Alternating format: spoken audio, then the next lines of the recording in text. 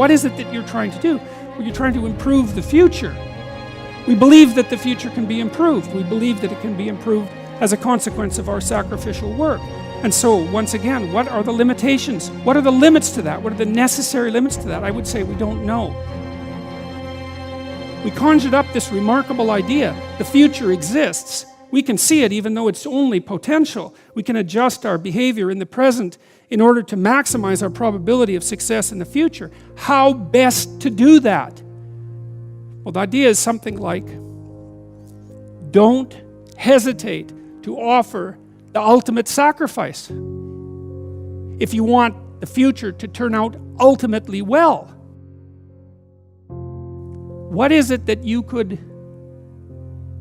contract for, let's say, if you were willing to give up everything about you that's weak and unworthy? The proper sacrificial attitude produces a psychological state and then a social state that's a manifestation of that attitude that decreases the probability that the world will careen into hell and increases the probability that people will live high quality, meaningful, private lives in a society that's balanced and capable of supporting that. And none of that seems to me to be questionable, really. I also don't think it's anything that people don't actually know.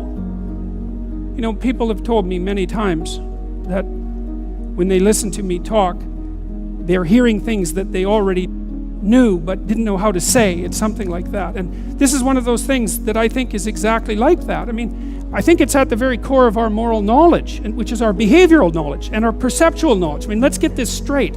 Moral knowledge is no trivial matter. It's knowledge about how it is that you orient yourself in the world. There's no more profoundly necessary form of knowledge. Well, it's predicated on something that's exactly like this. We know that we have to make sacrifices. We know that we have to aim at what's good. So then why isn't that we don't aim at what's best and make the sacrifices that are necessary in order to bring that into play? I think it seems to me that in some sense that's self-evident. The question is why we don't do it, but there's answers to that too. Life is hard and it hurts people. It's rife with limitation, and some of it's arbitrary, and some of it's unjust, and some of it's worse, some of it's malevolent, which is even worse. And it's not surprising that that combination of vicissitude can turn people against being. But I think even when that happens, and even when people have the kind of history that if they revealed to you, you would say, well, it's no wonder you turned out that way. The people who turn out that way still know that it's wrong. They still know that however deep their own suffering, however arbitrary their own suffering, however much that's caused by the malevolence of others, as well as the tragedy of existence, that does not in any way justify their turning away from the good. And I believe everyone knows that. I believe that they know it implicitly, even if they don't allow themselves to know it explicitly.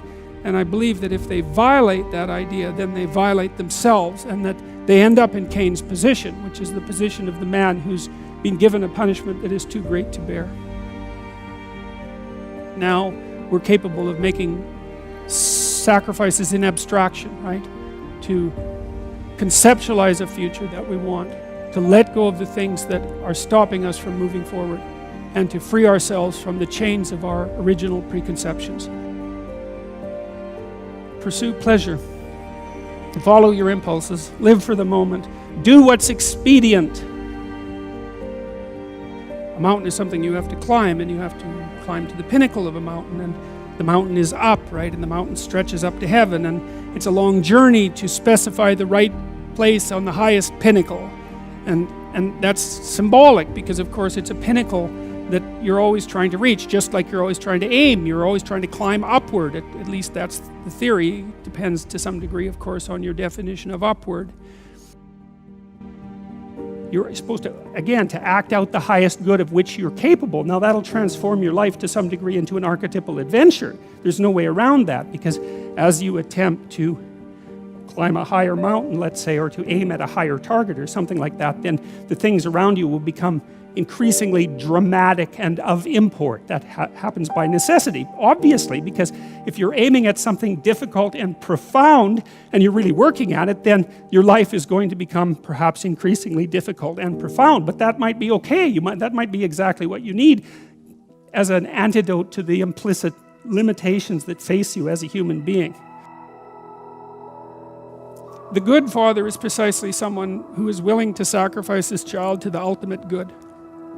You have a moral obligation as a parent to encourage your child to go out into the world, right? And to be whoever they can be, to be the best they can possibly be. And in doing that, you're encouraging them to pursue the good. You're sacrificing them to the good. You're not keeping them for yourself selfishly. You're telling them that they can go out and live their life and live it properly,